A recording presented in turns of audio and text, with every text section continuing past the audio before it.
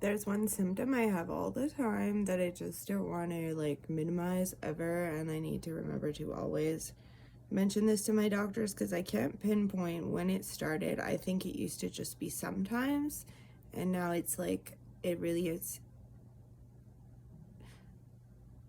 Yeah, it's all the time, but it kind of comes and goes in how loud it is. So it is a sound in it, but it's not like tinnitus, which is ringing in the ears. It's not like that because I wear hearing aids and the tinnitus is improved by my hearing aids, and this is not. And it sounds like it's coming from way deep inside, and it's like a building up it's definitely a whooshing and a like a pumping sound, and it's always on this side, and this is the side where I get the really bad ear fullness and the side where I had the facial nerve palsy. This is the side where I had the optic neuritis and I still have it, and my arm is really messed up on this side. I have doctors who tell me it's just a mess and you just have to live with it, the damage to my arm, and then I have a suspicion that that's not the case. So that's something that's been really troublesome that I haven't been able to get care with, and it's gotten worse just because I haven't known what it is, and the doctors I have brushed it off. So I'm not sure how much of my neck pain and other stuff is connected to what's going on with my arm, but I think because I have EDS, something's definitely out of alignment, like permanently over here, and then I have like my skull base is reconstructed, so I think things are just really delicate. So the reason I'm suspecting a CSF leak is because it's really common with people with EDS, and it's actually really common in general, and it doesn't have to be a cranial CSF leak, it can be a spinal CSF leak. So sometimes I get fluid out my nose and ears, but it's very minimal, and I'm never really sure if it's just something else, because it's super minimal. It's barely there. So could be, yeah, regular, whatever. So,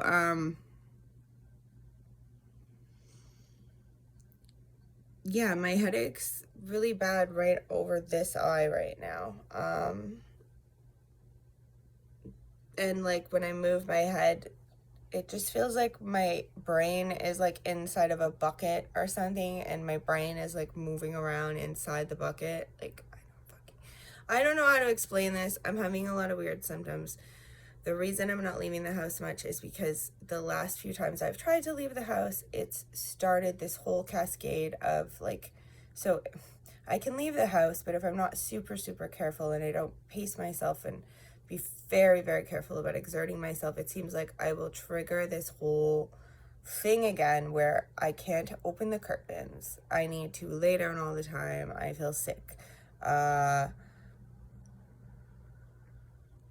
And just really bad migraines, like really bad, like to the point where you're just a terrible person and nothing works to take care of it. So I just don't want to go through that again.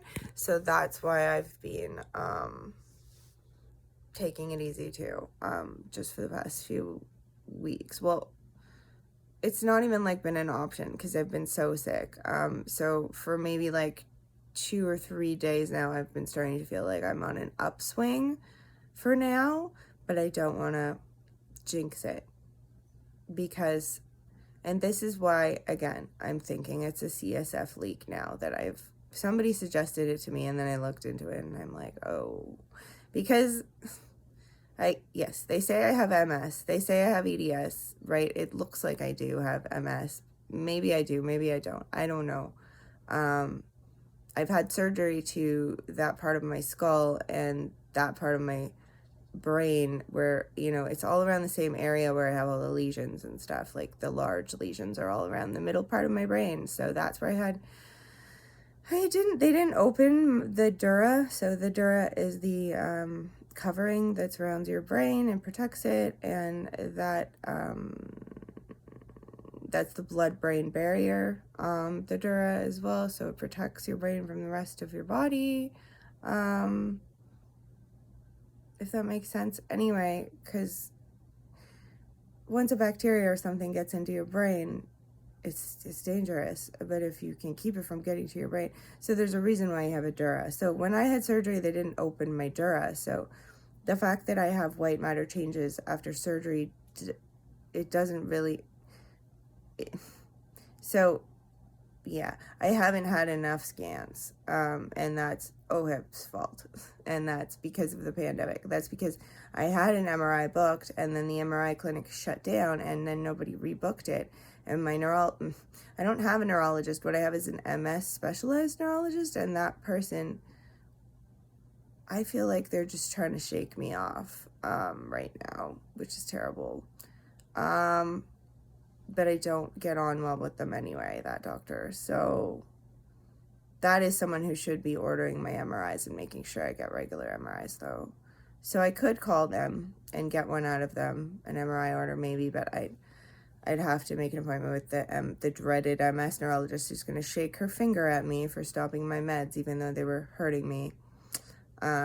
So I feel like I'm caught between a rock and a hard place, and I feel like the professionals are so traumatizing that I avoid them a lot at this point.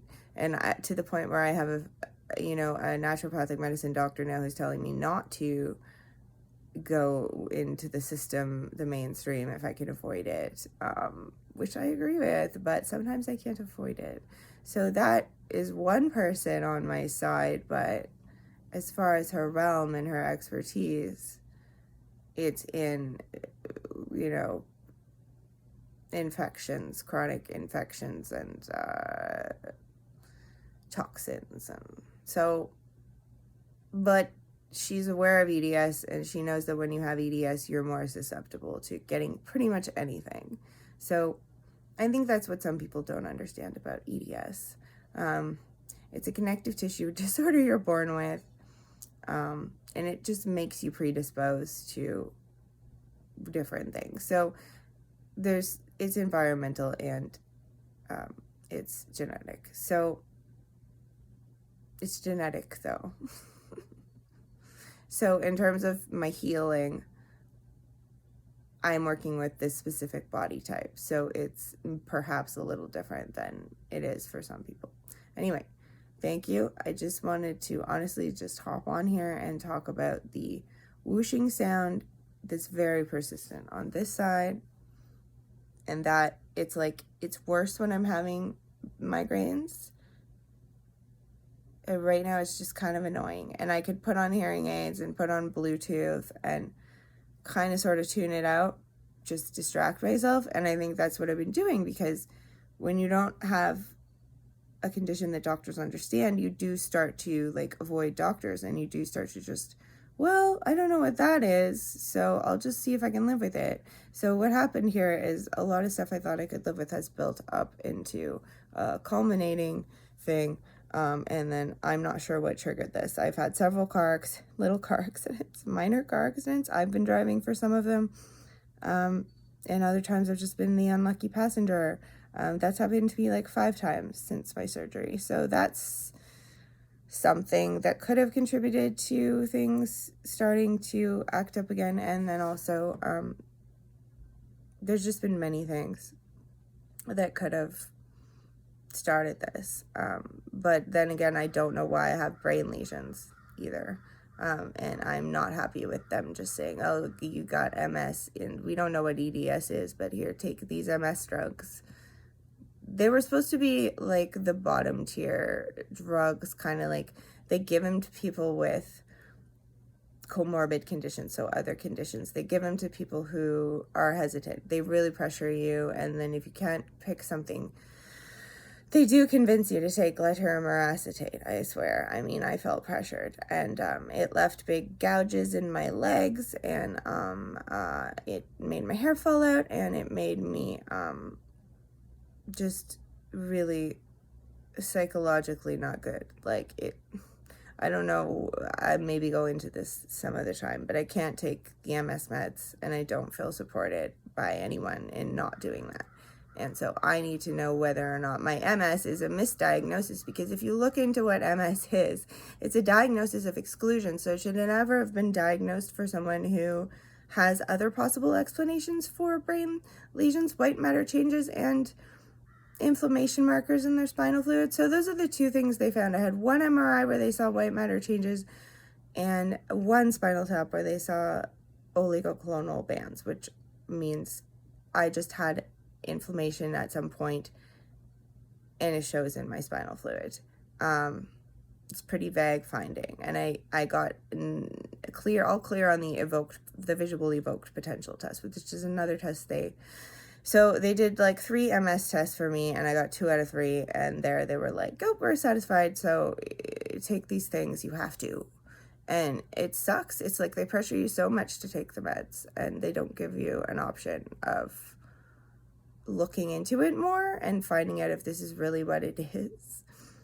So I wonder how many people are misdiagnosed with MS, and I still don't know if I am. I need to know more about my brain before I accept that, and I made a mistake in accepting that diagnosis, but I didn't have any other choice because I don't have the right kind of doctors. So I'm gonna pay like $500 or something to have a consult with my neurosurgeon in the US, and then maybe he'll have some insight. I hope I don't have to go down there though. It's a whole other topic. So yeah, pray for me if you want. I'd like that, and send me positive vibes if you want, just in terms of hope with me getting somewhere with the system and figuring out what's going on and being on the right meds, not the wrong meds, and so getting my life back a bit, my quality of life back a bit, and not just accepting my fate, because the past few years, I think I've just been like, well, I have to live like this, I guess. Nobody knows what's going on, and I have to just accept it. But I'm kind of not accepting it now. So, cross your fingers for me. Thank you.